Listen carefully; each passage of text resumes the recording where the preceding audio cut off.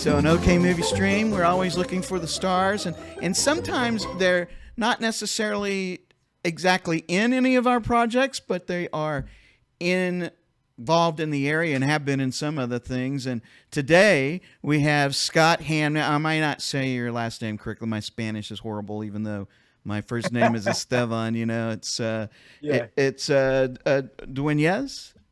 Is that man, close? you nailed it. Yeah, most people say Duenas, which is totally fine, but you got the Enye in there, and so that's pretty impressive. Hey, I'm the same way. I'm half Spanish, but I'm pretty I'm a pretty whitewashed Spanish guy. So Yeah, say like my first name is Esteban, but born and raised in Texas, everybody calls me Esteban, like I'm some kind of cheap roll-on or something, you know. So right, Esteban. I like it a lot, and I like that because a lot of the Spanish speakers out here, if they're really like native Spanish speakers, they put an E before my name of Scott, and I become Escott. So that's where you're kind of switching off on our name pronunciations there. But I like it. I think a Scott is much cooler than Scott. yeah, so hey, you grew up in D.C. That had to be. Now, sometimes when you grow up somewhere, you don't realize the importance of all the landmarks and everything. Were you that way, or did you know? Yeah, I was. I wouldn't say that I grew up there. I spent a very short time as a child. I was born there. My dad and mom were out there. They lived in Virginia, and then moved to back and forth from DC. I was born in DC, and then eventually, mom won the. So, but to answer your question about the landmarks, yeah, I just went back. I've been back a few times. One of my best friends still lives out there, and I just went back and I said, I've still never really gone to like on the little tours or done anything. He's like, no, we're not doing that. We're just driving through and we're gonna go to it. We're going out to dinner in Baltimore or something. So yeah, I take it for granted. But I made my way over to Arizona and then eventually California, and I actually just to stay on that wavelength. I grew up literally like within 10 miles of Disneyland. And I for sure took that for granted my whole Yeah, life. Cause anytime I travel, people are like, how many times do you go to Disneyland? I'm like, never. And I could throw a rock and hit it. So I definitely know what you mean. yeah. Should have taken advantage of that and DC too. Yeah, our first trip to Disneyland, I think I was 12 or 13, 15, something like that. And that was the first time my dad let me use the Super 8 movie camera. I felt like a filmmaker then, you know. Oh yeah, yeah, man. That's that. Dad letting you use the camera. That's big. Yeah, I remember getting my first little video camera with the little handheld flip out thing. I thought it was like the coolest thing. I thought it was Spielberg for sure. Did you go to school then in California, or you're acting? Did you start acting there with school? Was that what you pursued right out of high school? I didn't do it right out of high school. I was I I loved two things growing up. I loved movies and TV, and I loved sports.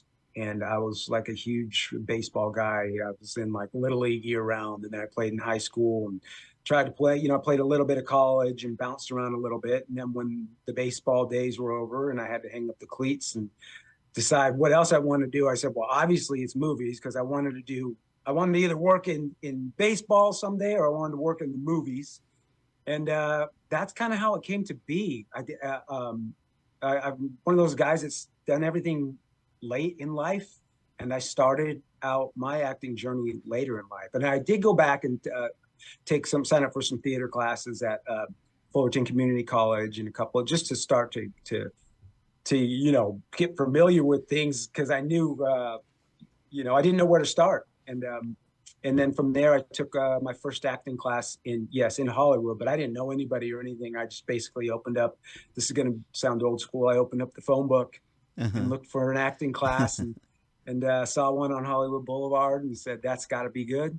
And so I signed up and would make the commute from Fullerton, which is it was about an hour and a half commute south of LA, and that's really how my acting journey began and my studying of it. Anyway, I said I don't know if theater's the road for me, so I'm going to take these film and television acting classes. But it all kind of makes you end up doing all these scenes for plays, and I did a couple community theater things just because I felt like it was like just necessary to at least have that on my resume and have some experience in the theater. Yeah, that was my plan too. I was going to play pro baseball and then Yeah. eventually become like a sports guy, sports anchor guy or something, and then get into film.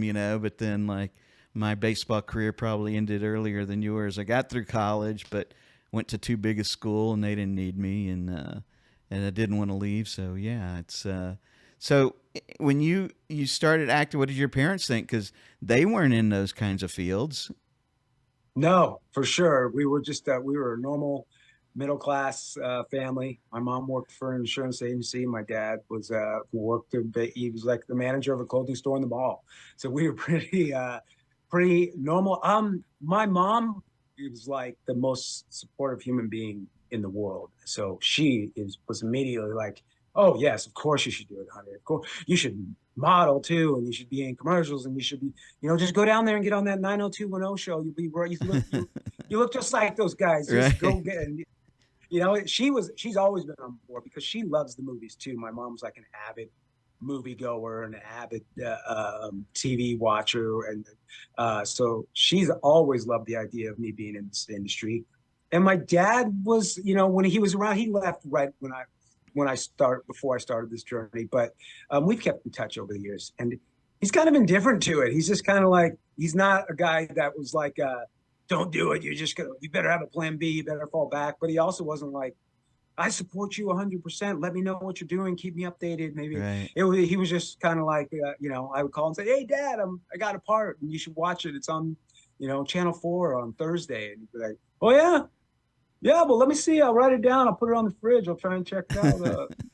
How to that's really it for my dad. But my mom, every step of the way, has been supportive. So neither one of them were the parents that told you, "Are you crazy? You do something stable with your life." They were. My mom was pretty supportive, and she still is to this day, and still very involved in everything. Yeah, my parents wanted me to be an engineer, but they still support it. My dad's a little Yeah, like yours. But what if that doesn't work out? I mean, even like a couple of years ago, what if it doesn't work yeah. out? What are you going to do? And so what for you then? You said you started late in life. I mean, you don't hmm look like you've aged much. You still got that youthfulness to you. Well, thankfully thank you for saying that first, by the way, and I'll thank my mom and her side of the family. I'll thank the Spanish side of the family for that. They all have held up pretty well. Thank God, goodness, because starting late, it has, in all honesty, helped me because when I started, I was in my late 20s and I was playing high school kids, Yeah. and it helped me. And I still play younger than I really am, and it does. It helped me tremendously at the beginning because I feel like it's given me a bigger window to get started and get going. Because you know, they're not allowed to ask you how old you are. All they can say is, "Are you over 18?" And but so as long as you just look like you can play the roles. But yeah, I would be a lot of times 8 to 10 years older than the people I was co-starring with, playing the high school football star, the high school baseball star, the college frat kid. So it was great. It's helped me. So thankfully, I keep waiting for it to. Thank you for saying that again. I keep waiting for it to crumble down one of these days. It's all just going to hit me at once, and I'm just going to look like I'm 70 and overnight. So, but we'll say, hey, there's parts for 70-year-old guys too, though. So Sure. Yeah. I'll play the card. I'll play the cards I'm dealt. Well, you were an All American. You were what's another one that I saw that you probably played a younger person in. Um, I'll remember it in a minute, but you have a list that just goes on and on. Was there ever a point when you thought, oh man, I'm gonna go see if mom needs any help with her insurance business? Well, definitely not that route because my mom was when she became an agent, still works there to this day. It's been so long now. But her boss, who has become like a family member for us, is also like the most supportive guy in the world. And I don't think he would let me work there because he was so excited anytime I worked. He's been so excited when I delved into the producing world, and that I still do it. And he always says to me, he's like, "I knew you. That's so good. You never gave up. You never fell back. You didn't give yourself a fallback plan just in case you fell back. I love that. I respect that. I did the same thing when I started insurance." He's one of those guys where he's super positive, and his brother's like a motivational speaker, so he's just always been so positive.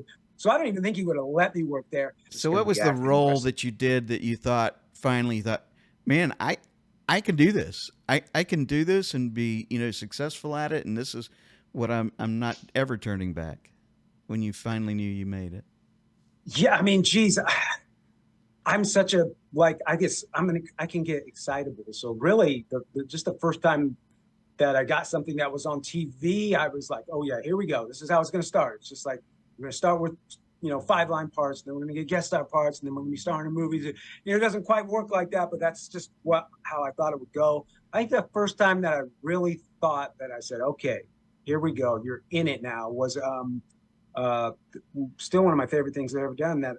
Out by you guys, which is Walker Texas Ranger, which was Yeah. shot in Dallas, and that was just, it was at the beginning, and it was a big thing for me because it was a big part. I was in the episode from start to finish. And it got me into SAG. It got me a bigger agent. And then when it came out, it was on CBS and prime time at the time, and so many people saw it, and I got so much run off of that. And I was like, okay, I can do this. And people watched it too and didn't say, boy, that guy's terrible. Like, what was that? And I was able to like hang, Chuck Norris was obviously, he's a huge icon, and I didn't like freeze up and mess things up when I was around him. Sam Jones, who played Flash Gordon, was in my episode too. And so Do you two remember the guys that name I of the knew. episode? Yeah, it's called Devil's Turf.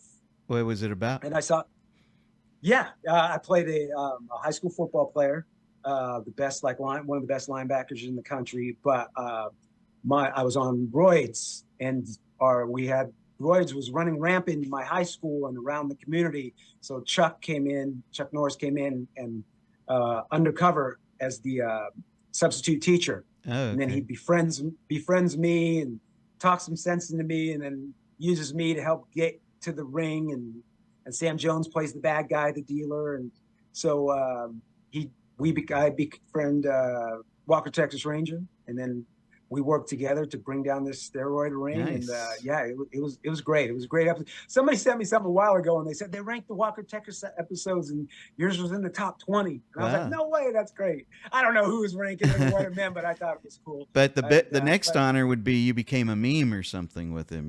One of the Chuck Norris. There is one that's floating around. It's funny you should say that, because there's a part where he does that. We're supposed to be like a raucous, like crazier high school too, and he's writing on the chalkboard, and someone throws a can at him. He doesn't look, and he catches it, and then he throws it back and it hits me in the face. And that was someone reached out and said, "Hey, you're a meme now. Look at this smoke can hit you in the face." So it went around for a while, a few years back. So yes, that's the only one I know of. But it's so funny that you say that, because that was the exact thing. It was from Chuck Norris and me, and yeah, it was a meme. He just threw a Coke can back at me in the face, because Chuck does the no look catch, and he can eyes in the back of his head. So for sure. But yeah, that I would say too, that's the time that I really thought, hey, you could do this. If someone gave you a part this big and you were able to hold your own with, like it's Chuck Norris, Robert De Niro, nobody's a huge star. So I was like, I was able to do it, and it was on location and all the stuff. So I was like, I could do this. I like this, and I loved it. So that kind of cemented how much I loved being part of it, and loved the process from start to finish. Very cool. So the other thing that I think to me would be like one of the toughest things to have to do as an actor, and I think that they don't get enough credit for it, is when you did some of those soap operas. You were in All My Children, and did you walk differently around the house when you were in Bold and the Beautiful? Because I would think you had to, start to pose differently. Yeah, just because of the name. Yeah. The name is pretty. Yes, I guess I'm bold and beautiful today. Where they hired me because they must think I'm bold and beautiful. Yeah, General Hospital was the one that I've been on the most. I've had two little nice runs on there. Bold and the Beautiful, I was just I got to play Bailiff Sanchez when they were going through a big court case for one of the series regulars that was had some drama. But yeah, what you started out by saying, some of these people don't get enough credit as being wonderful actors that have a lot of things thrown at them day in, day out. So I love doing those soaps. It's almost like doing theater or like a play, because you have so much dialogue, and you don't have a lot of takes, because you're filming, they put out an episode a day, every day. So you're constantly moving and constantly doing content. There's no time to to mess up. And if they do, they're just like, we're just going to use it and we'll find a way. So it's a great place if you just love dialogue and love going in there to act, because there's not going to be big special effects, there's not going to be CGI, there's not going to be a lot of fighting. I've done a little fighting on it, but it's you just got to go in there and get a ton of dialogue and I guess that's where a lot of folks get their starts there. They end up going on and doing a lot of things like you did. And it's a lot of big stars have gone through there. There's a huge list of names, and a huge list of names that have gone through General Hospital. And and then some people love the lifestyle of it, period, and they never leave. They just stay in soaps, it's probably the closest thing to a 9-to-5 job in this business that you can find, because it's just shot in a studio on the lot, Monday through Friday. The hours are usually, that 8 to 6, 9 to 5. And so if you just love to act and are good with that scenario, that's a great way some of these people have been on these things for 20, 30 years, making a living, working full time as an actor. So there's some definite great things about soap operas. Plus, you have to be in so many different relationships. You probably never would want to leave your spouse. I just want one. Yes, crazy. you do get to partake in lots of fake relationships, but with lots of drama. So. Right? Yeah, a lot of drama. What was some of your favorite things that you've been a part of?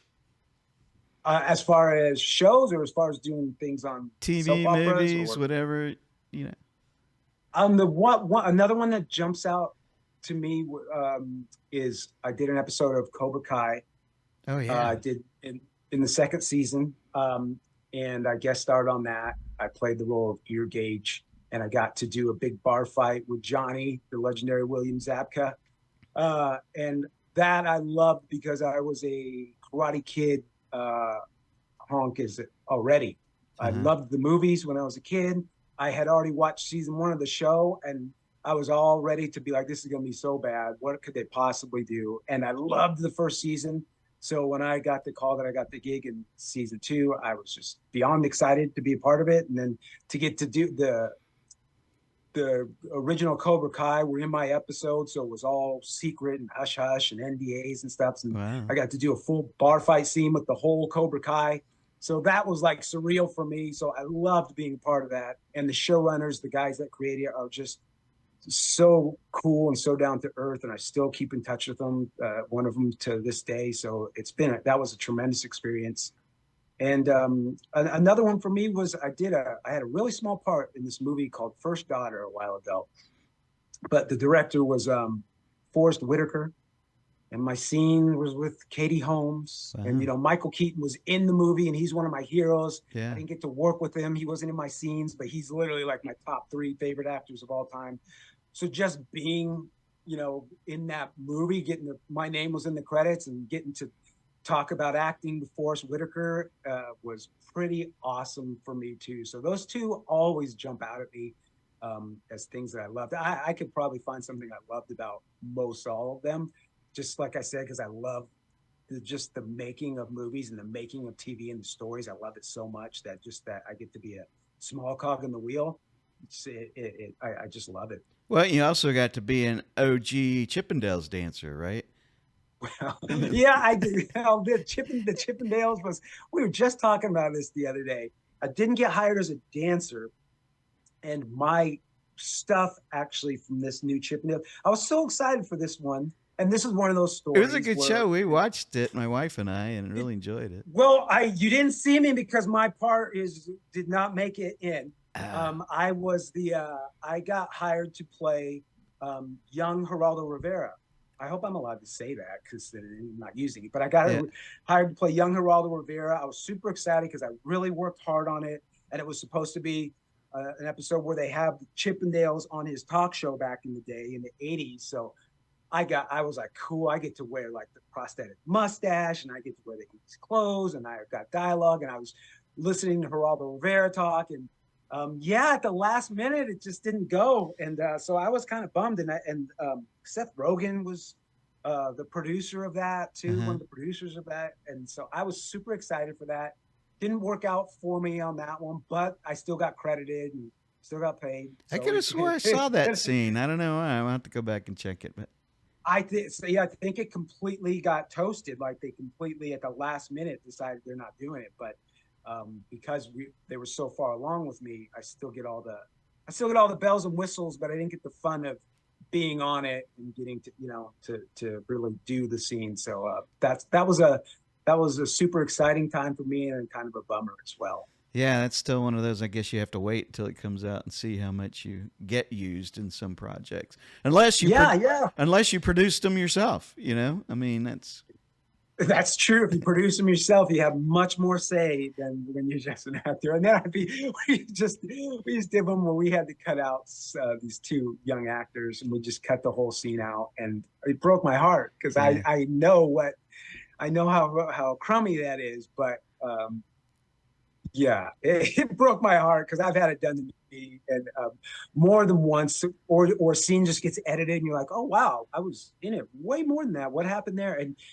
And it's never because well, at least I hope on my end, but on my end as a producer, it's never because the performances were bad or anything like that. It's yeah. always for the pacing of the story, or something just didn't work visually, or didn't maybe match up in the cut. But yeah, I've had it happen before, and it's a bummer. I lost this. I still have a nice part in Cobra Kai, but I lost the scene in Cobra Kai too. Mm. So I was bummed about that. Now that we're talking about it, I was like, oh, I like that little scene where we smashed into each other and I spilt the beer on Johnny, and that's kind of got things going. But Yeah, oh that's well. a lesson I had to learn as a writer because I'll write the whole story and then we go shoot it and then we'll have like a release and then you get the feel of the audience and you think, oh yeah, kind of already explained that. That's probably why they're not moving. And we come back and cut Right. out 10 or 12 minutes and then someone might get cut. And we actually did one time cut a guy out, but we made sure we put him in the next movie so we wouldn't feel bad about it. See, you're a good guy because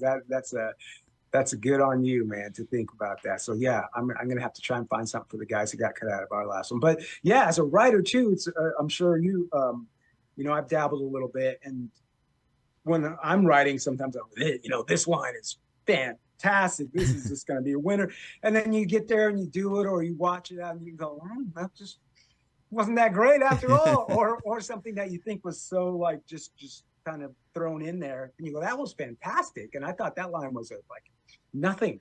And so yeah, or at least I did. I was like, wow, that's crazy. Or someone says it away and just changes the whole thing. I'm like, he changed that line into a spectacular line, Yeah. and it wasn't by my stupid writing. It was by the way he said it, or Right. she said Yeah. it. We had one Oh, movie like that with a guy, Zoltan Cassis. He's a pretty big headliner now, but he was just kind of an up and comer when we used him, and there were lines that he did that they weren't intended to be funny, but people laughed, so we were thrilled, and he was just isn't great. that's the greatest? That's the most fun I've had in my small writing experiences. It's just watching a scene where they're saying my words and they just make it so much better. Like you said, like make something funny that you didn't think of as funny, or make something sad that I didn't think of as like, oh, that is kind of a sad thing to say. And they, yeah, they just change it around. That's a mark of a good actor. So So when did you that's good decide stuff. that you wanted to become a producer? I mean, is that kind of the next phase? As an actor, you're around it so much, you think, I can do that.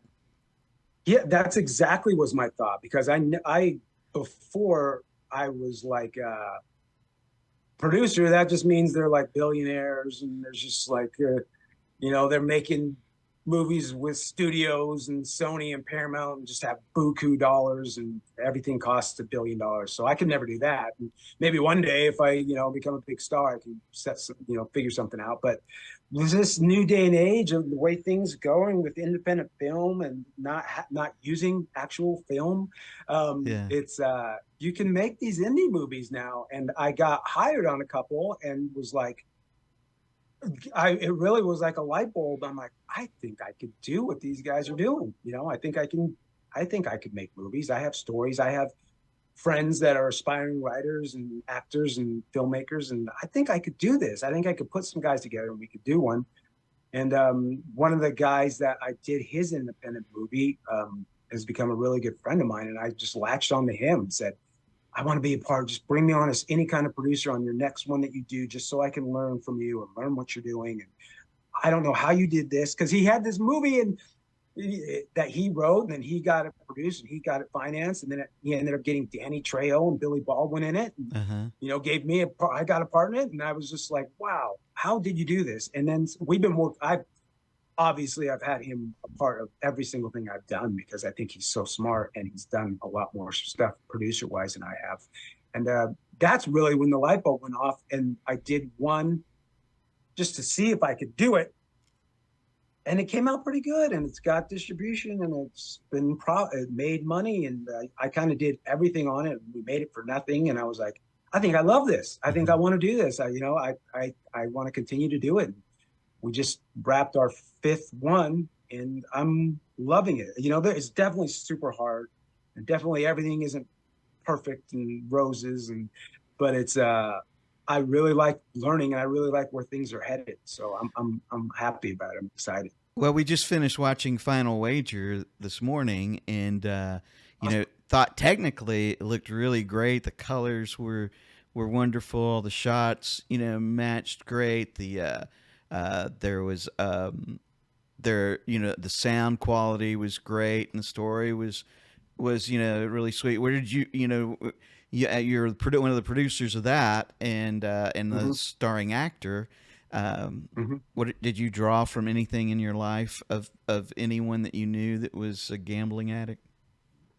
Yeah, that's a great question, and thank you for saying that about the that stuff, because that's really been my mantra on the last 2. Was that I want it needs to look good and needs to sound good, or I think people will just change the channel, right? Because it's just human nature. And so we've been really working hard on moving the money towards that aspect of it. So thank you for saying that. That means a lot. And yeah, the gentleman that wrote it is a friend of mine, and he came to LA to be a writer, and he has gone into casting. He's a casting director, still trying to get scripts options and all that good stuff. But when he saw that I started producing a couple things, he goes, hey, you kind of did what I did. He's like, you're actually doing this. I would, maybe. And I said, yeah, let's see your scripts, man. You're such a good writer. I would love it if we did something together. That would be my dream, to do this with one of my boys, with my friends. And then he came with this movie, and he goes, he's like, and you would have to play Chance, man, because there's a lot of Chance that is my character in the movie is named Chance Slay. And he said, there's so much of this that is you, because me and him, when we first met, I was bartending and he was a waiter, and we used to get off real late at night and go play. It was at the height of the World Series of Poker stuff, and we would go play. We'd go play poker at the card clubs, and I would always play on the higher limit tables, and he would be like, "What? You're like a madman!" And I would be like, "No, it's not that. We're so opposite." And then we did some Vegas trips together, so he's seen it all. So he goes, he's all, you've never been in the situation that this guy gets himself into, but there's a lot of him I saw in you when I was writing this. So you have, so did your friend wear leopard skin sweats too when y'all play poker? Yeah, right. Ty. Yeah, what a great character that is, and that is played beautifully by Trevor Pennick, who's from the old boy band. If anybody's a boy band fan out there, O-Town. He still tours for that, but he's diving into acting now. I thought he did a great job. But yeah, no, I never had somebody that dressed like that in my life. But it would. So you were playing poker, and you were playing poker. Did you win big, or did you just love playing?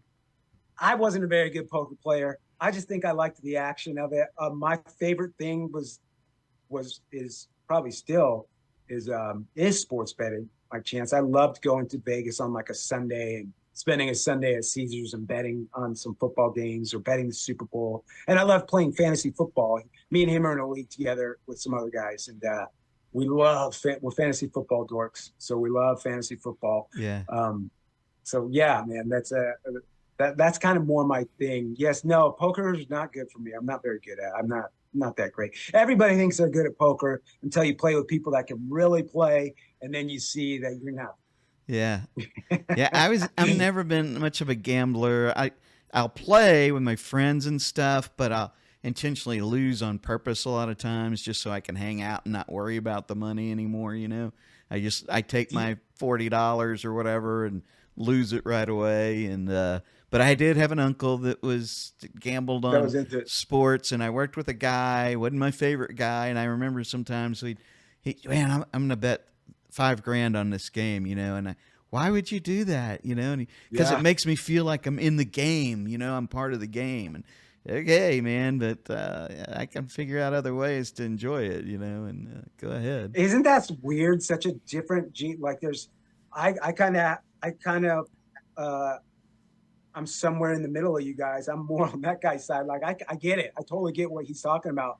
But then there's other things where I'm like, I can't even imagine. Like, how is that fun? How I don't get where your head is to spend this money on, something like that. So it's so different and interesting how people are. I have a ton of friends like you that just they can't even believe it. When you bet $200 on a game. Like, Yeah. what? I go to Vegas with them and they're putting $5 on the hand. They're betting a football game for $20, and see me put a couple hundred on it, and they think it's like $1 million. And like, why wouldn't you just use that money for something else? So I do get it, because I get like that about other things. And one of my best friends though actually does it for a living. He's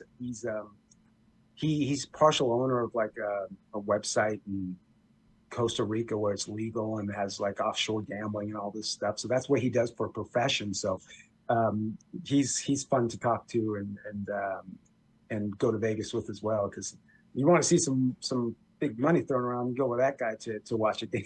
Yeah, and I'm just overly caught. One time I was in Tunica. You're familiar? Tunica it's near Memphis, and they have The riverboats, right? yeah, they got a lot of gambling over there, and they have hotels now where they gamble. And I walked by a machine it was a big machine that you had to put like $5 or $10 in, and I thought, okay, I'm gonna do it, and then I talked myself out of it.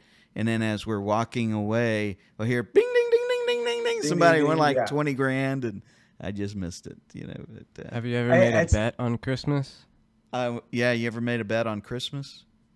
Oh, I'm sure I have. Yeah, yeah. When there's been, because That was a good there idea. really is games on Christmas all the time. There's a lot NBA on Christmas all the time. Oh yeah, I can remember betting on games because I'm like, all right, I'm going to be at my aunt's house for like 9 hours on Christmas Day, and what are we going to do? We're just going to be watching games. I might as well throw a couple bucks on each of these and watch these games. Watch the triple header on ABC today, and then have a little action going Yeah. and then have a couple of beers. And so I have bet on Christmas. Yes. While we were watching the movie, Nick said when Chance says he's going to ask his girlfriend to marry him on Christmas Day, and Nick said, "I thought he wasn't going to gamble anymore." Yeah, right. That's a real big. Yeah, it's a 50-50 chance there. You're gambling with half your stuff and half your money. So But it's a great movie. I like the idea, the concept. I mean, I think we all have some. I'm addicted to gummy bears. If they're in the house, I'm gonna eat some, and so we all have some little something that we do like that. And like I said, we really enjoyed the movie. The characters. I could tell that you were a big sports fan because you weren't faking the cheers when you were like when your team was winning. I could tell that wasn't acting. He was really doing that. Well, yeah, we were betting on the screens. No, well, yes, I've been there plenty of times. Even if it's not gambling, I mean, I guess fantasy's technically gambling, but that's probably exactly how I look on Sundays. That's my favorite thing still is NFL, to go sit somewhere and watch the games and watch my players and be with the guys and have a couple beers and yell at the TVs like that. We're probably worse because it's when you're yelling at your guy, when you're yelling at specific players because they're not getting enough yards or scoring a touchdown. We probably look like maniacs. But you go to a sports bar, there's plenty of maniacs just like you, or you just say, we're just going to have people at my house, and so then you can be as ridiculous as you want. And you had some great actors in it too, in that movie. Yeah. We really did. We were blessed. We had, to me, two icons. Michael Madsen, who people don't know, he's pretty much been in every Quentin Tarantino movie, Right? And done some iconic scenes, and from both the Kill Bills to Hateful Eight to Reservoir Dogs. And even if you're not a Quentin Tarantino guy, I mean, geez, he was in Thelma and Louise, and Free Willy, and just Donnie Brasco. I love his role in Donnie Brasco. So Michael Madsen, if you don't know him from his name, you'll know him instantly when you see him, and you know his voice instantly when you hear it too. And he's amazing in the movie. I think he's still got it and still at his best there when he's doing his thing. And we also have Tom Arnold. When he comes after the money, you see every bad character he's ever played. You know, bad guy. He just draws that so instantly, so good. You know. He's so good at it. Like I've said it about him and some other people that I've been lucky enough to work with, that for me, he's so interesting because like we talked about, the way no one can say things like he says them. Right. Like he can read anything. It's going to be different than the way anybody else reads it. So that was a real treat for me because I love all Quentin Tarantino stuff. So to have him there was just, I was tickled, man. I thought it was so cool to have him in our movie. And then we had a nice, and he's in like almost the whole thing. And then we had a nice cameo from Tom Arnold, who, you know, people know from Roseanne and True Lies with Arnold Schwarzenegger, right. And a whole bunch of other stuff. It's a lot of comedy, and he's a good, fantastic writer too. I follow him on social media. It's so funny he said, and he just got hired to play, which I can't even imagine, but he's got hired on Bold and the Beautiful. He's playing the role of like some sea captain or something. I gotta see that. I gotta watch it too. And see. So he's bold and beautiful now too. So I gotta send him a note and laugh about it because I can't wait to see how they use him on that though. I can't picture him in a soap opera, but I can't wait to see. That'll be He's interesting. tremendously funny though, and a really nice guy. And so is Michael Madsen, by the way. You think he's going to be really mean or really think, you know, he's better than you because he's been in these monstrous, successful movies, and he was a sweetheart. He better not stop being so nice. He's going to ruin his image because he's just the nicest guy. Yeah. And then, you know, and your love interest, Fernanda. Yes, the beautiful Fernanda Romero. She's a great actress. She was a child star in Mexico where she grew up. I believe she had we like a lot of people in these boy-girl bands. She was in like a menudo type band for girls, and she still does some singing and stuff too. I think her band's called Wild Cherries. I think. Oh, forgive me, Fernanda, if I got it wrong. But she's tremendously talented. We loved her. We thought she was such a nice mix of being sweet and also bringing something to the role with being Latina. And I don't know, we loved having her. We were grateful to have her. Yeah, she was great. The movie's great. You know, you can see it now on several streaming platforms. We just moved over. We were on Voodoo Fandango at home. We just moved over to Plex. So we're on Plex and Apple TV and YouTube and Google Play for the streaming. And then we're on all the satellite and all the cable and satellite providers that you can get. You can find us. You can find us anywhere. And we love visiting. What's coming up next? What you got going next? We just, like I said, I finished my 5th project as a producer under my Toni Nicole Productions banner. It's called Cat Crime, Tales of the Occult. And I take more of a back seat on this one. Like if you've seen the last 2, which I should have mentioned, we also have a new movie out called Broken, which is streaming everywhere. And it stars myself and Tobin Bell from the Saw movies, the guy with the beautiful white locks and the cool blue eyes. He's tremendous in it. It's a totally different movie. It's a psychological thriller. It's gotten really, really good reviews. We just love to get more eyeballs on it, but it's called Rebroken. It's everywhere. So you can check that out if you like Final Wager, which is a different movie, but so fun. And then, we just finished another movie that we produced called Cat Crime, and it's about true crime podcasters who are having a failing podcast, and they decide to take one shot at Hail Mary at this crazy story and end up getting caught up in the story themselves. And it's got 2 really young, really talented, really beautiful actresses as the lead. And I pop in and out of there as the town sheriff. That's the town they come into. So I'm really excited about that one. It's currently in post-production, being edited, and hopefully it'll be out at the end of this year. And I'm just out there grinding, man. Look for the next television job, because those are really nice for paying the bills and feeding my kids. Nice. Maybe someday we can get you to afford to get you in one of our movies. I would love it. I love working. Man, getting to come out to you guys would be great. I would love it. You guys just for let being me on the know. show with us. We got a T-shirt for you. Okay, movie that's stream. Awesome. We'll send that to you, and that is cool. Thanks, and Thank we'll make you. Sure yeah, I'm a huge T-shirt guy. So all I wear is T-shirts. I'm a huge workout guy, so you'll be seeing me that at the gym for sure. So thank you so much. Awesome. Well, we're gonna tell everybody look for Final Wager. It was really fun, funny, interesting. All the characters were interesting, and see the way you had to grapple with the love of your life and maybe taking a wager and taking care of your mom. It was, those dynamic of the trilogy of trying to be a real person. It was really cool and interesting. Thank you so much. That's what we're trying to get. Do you break your promise that you quit gambling, or do you keep gambling and save your mom? That's kind of the crest of the story there. So I'm glad you guys enjoyed it. Thank you for saying the kind words. And yeah, I think it would be awesome to work together in the future one day. Hopefully we get to do it. All right, Scott, thanks so much for hanging out with us, and you guys too. Thanks for watching, and we'll see you next time.